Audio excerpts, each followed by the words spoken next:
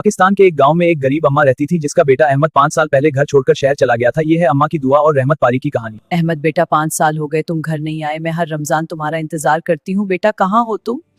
या अल्लाह मेरा बेटा अहमद 5 साल से घर नहीं आया। मैं बस एक बार अपने बेटे को देख लूँ। या अल्लाह मेरा बेटा वापस भेज दे। अम्मा 5 साल से हर मगरिब यही दुआ मांग रही है। यार अब ये माँ की दुआ कितनी सच्ची है, इसको कबूल करना चाहिए।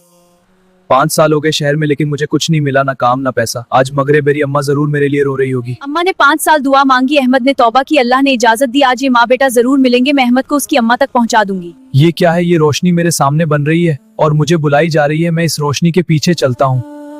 5 साल बाद घर जा रहा हूँ। पता नहीं अम्मा मुझे माफ करेगी या नहीं। अम्मा मैं आ रहा हूँ, प्लीज माफ कर देना।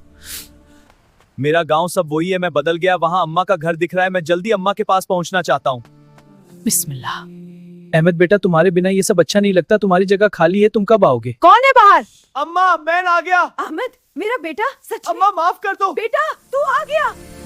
मेरी दुआ कबूल हुई, मेरा बेटा वापस आ गया। माँ की दुआ कभी खाली नहीं जाती। अम्मा मैं कभी दूर नहीं जाऊंगा। अगर आपको हमारी कहानी अच्छी लगी तो हमारी वीडियो को लाइक करें, चैनल को सब्सक्राइब करें।